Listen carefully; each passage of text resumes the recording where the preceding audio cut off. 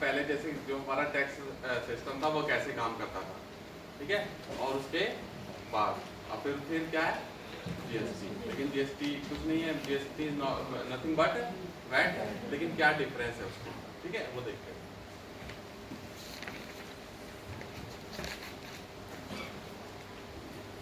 ये मान लीजिए कोई चीज है, कोई चीज आई है नेचर से ही आगे, लेट सपोज 100 रुपए की, ठीक है। अब इसमें हमने टैक्स लगा दिया, ये जैसे सेल किया टैक्स लगा दिया 10% का, कितने की हो गई है?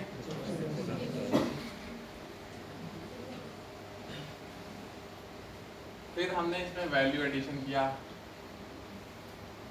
20 रुपए का,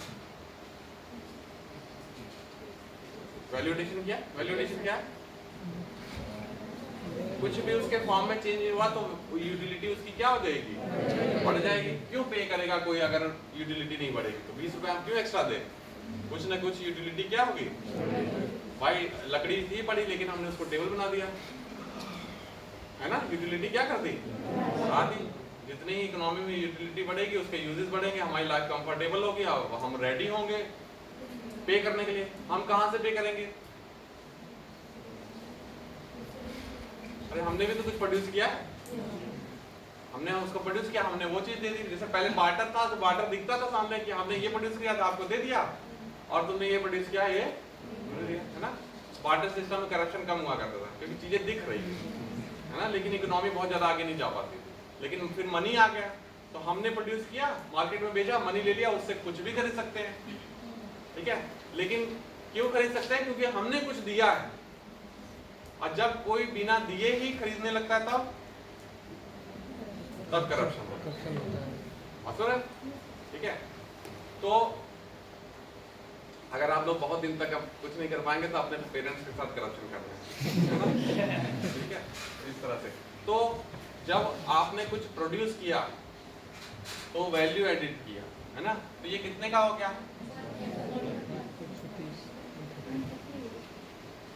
ठीक है। अब हमने इसको 10% लगा दिया,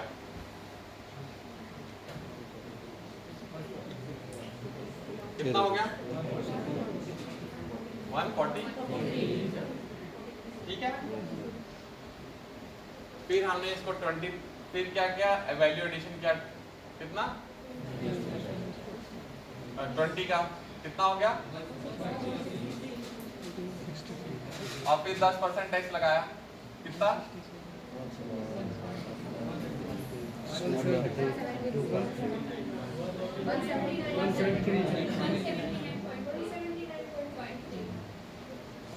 अब ये बिक गया, ठीक है। क्या हुआ? 100 का कोई था, कहीं से भी आया, मेरे को नहीं पता।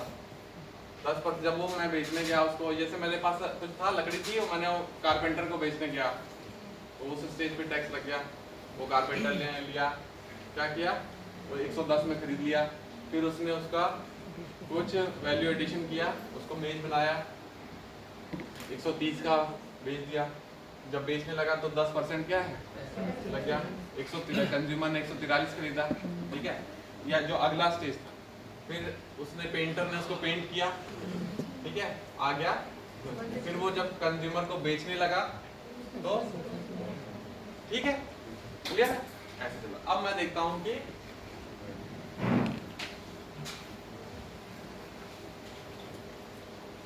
ठीक है,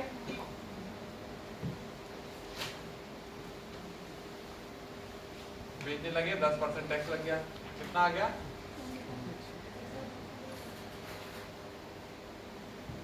फिर वैल्यू एडिशन किया, कितना? कितने का हो गया?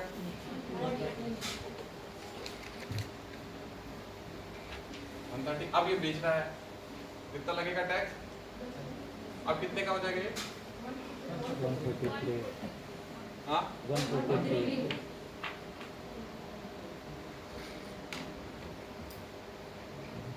देखिए पहले क्या था, आप क्या, पहले इस वैल्यू पे टैक्स लगता था, लेकिन अब किस पे लग रहा है? वैल्यू एडिशन पे टैक्स लग रहा है। मैंने क्या था, कौन सा टैक्स ज्यादा एफिशिएंट होता है? टैक्स कब देंगे आप? जब आपने कुछ प्रोड्यूस किया होगा तब ना टैक्स देंगे। जब गवर्नमेंट आई, गवर्नमेंट ने हेल्प किया, उस हेल्प से हमारी एफिशिएंसी इंक्रीज हुई, उस एफिशिएंसी इंक्रीज से हमारा प्रोडक्शन इंक्रीज हुआ, उस बढ़े हुए प्रोडक्शन में हम टैक्स देंगे ना। बात समझ रहे? अगर हम जो है प्रोडक्शन ही गवर्नमेंट के हेल्प से अगर प्रोडक्शन ही नहीं इंक्रीज हो रहा है तो हम टैक्स कहां से देंगे? तो इसका मतलब क्या हो जाएगा फिर? एक्सप्लॉयटेशन, कि आपके हेल्प से प्रोडक्शन इंक्रीज नहीं हुआ है और क्या हुआ, हम टैक्स दे रहे हैं। तो वो कैसी हो जाएगी? अनसस्टेनेबल टैक्स हो जाएगा, इनएफिशिएंट हो जाएगा। तो जब बढ़ा हुआ है, हमारे पास चीजें आई, हम उसमें से दे रहे हैं, और वो इसलिए आई चीजें क्योंकि आपने हमको हेल्प किया था, उस हेल्प के रिटर्न दे रहे हैं हम। जो टैक्स गवर्नमेंट ले रही है तो ऐसा नहीं है कि वो एक्सटॉर्शन है, वो क्या है, वो उसकी हेल्प का नतीजा है। गवर्नमेंट ने हेल्प दिया, उस हेल्प के से जो हमारा प्रोडक्शन इंक्रीज हुआ उसमें से हम दे रहे हैं उसको। क्लियर है? जैसे क्या, अब याद करिए यूएस में क्या हुआ था ना, tax, no taxation without representation. अच्छा, जब हम अपनी हेल्प नहीं कर पा रहे हैं, या मतलब ऐसा रूल बन ही नहीं रहा है जो हमको हेल्प कर सके, तो हम टैक्स क्यों देंगे? समझ रहे? तो अब क्या हुआ, जब ये इंक्रीज हुआ है प्रोडक्शन, इस इंक्रीज प्रोडक्शन में ही क्या है, टैक्स देंगे हम। ठीक है, ये हो गया। फिर हमारा क्या हुआ सर? इसके हिसाब से देखा जाए सर, जो फैक्ट्री है वो सर टैक्स देती है डायरेक्ट स्टेट गवर्नमेंट को, लेकिन सर तो इसके हिसाब से देखा तो पूरा टैक्स सर जो है कंज्यूमर ही पे करना पड़ रहा है टोटल। जो सर फैक्ट्री प्रोड्यूसर है सर, कंज्यूमर को सर मतलब इम्पोर्ट करता जा रहा है।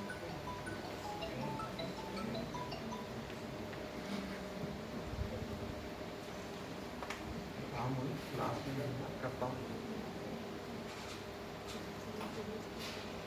नहीं, जैसे पता करता है मैं बताता हूँ 15 मिनट। हाँ बोलिए। कह रहे सर जो फैक्ट्री है सर वो डायरेक्ट टैक्स देगा स्टेट गवर्नमेंट को। हो गया, लेकिन यहाँ पे देखिए कितना अंतर आ रहा है ना। फिर उसके बाद क्या हुआ हमारा, प्लस 20 का हमने क्या किया, ये कितने का हो गया?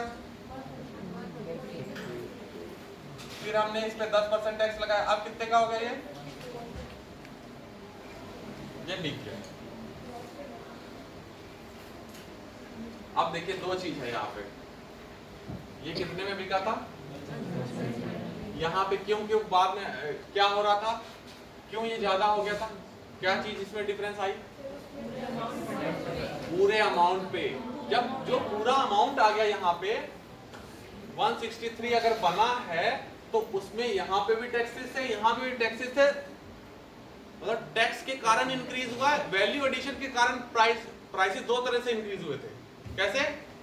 वैल्यू एडिशन के कारण और टैक्स के कारण। ठीक है, तो टैक्स किस पे लगना चाहिए? Value addition. लेकिन इसमें टैक्स के कारण भी प्राइसेस इंक्रीज हुए और वैल्यू एडिशन के आपने टैक्स पे टैक्स लगा दिया, मतलब अनप्रोडक्टिव चीजों पे आपने टैक्स लगा दिया। टैक्स ने थोड़ा कुछ प्रोड्यूस किया था, वैल्यू एडिशन ने प्रोड्यूस किया था। एफर्ट किसने लगाई? वैल्यू एडिशन ने। तो यहाँ पे क्या होता था,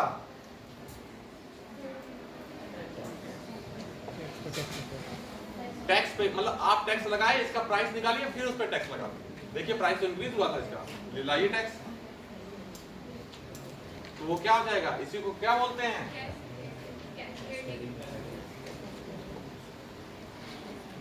क्लियर है? इसी को क्या बोलते हैं? Cascading effect. ये इनएफिशिएंट हो जाता है। 152 का 10% 154।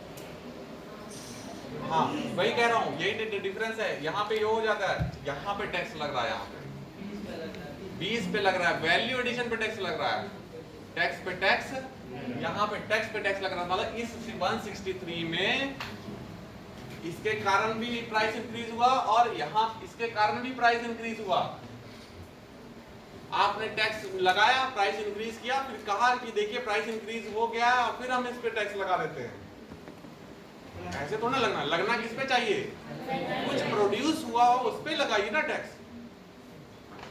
समझ रहे? प्रोडक्शन पे टैक्स लगेगा, टैक्स पर थोड़ा टैक्स लगेगा।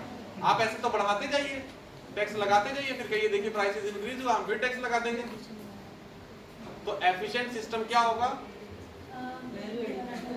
हाँ, जब प्राइसेस इंक्रीज हुई है, लेकिन प्राइसेस इंक्रीज इसलिए हुई है क्योंकि उसकी यूटिलिटी बढ़ी है, और यूटिलिटी इसलिए बढ़ी है कि आपने एफर्ट लगाया था, और आप इसलिए हकदार बने उस टैक्स का लेने के लिए क्योंकि वो यूटिलिटी आपके कारण बढ़ी है।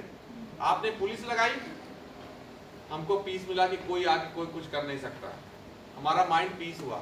जब पीसफुल माइंड हुआ तो हमने सोचा कैसे बनाया जाए टेबल, हमने टेबल बनाया। पता है, अगर ये आगे कोई लड़ाई करने लगे कभी आप टेबल बना सकते हैं? सोचेंगे नहीं। तो आपने सिक्योरिटी प्रोवाइड की, हमारा को पीस मिला, और हमने वो वैल्यू एडिशन किया, उस चीज की यूटिलिटी को क्या कर दिया, बढ़ा दिया। अब बढ़ा दिया, बड़े वाले में ले लीजिए क्योंकि आपने हमको पीस दिया, आपका हक बनता है। क्लियर है?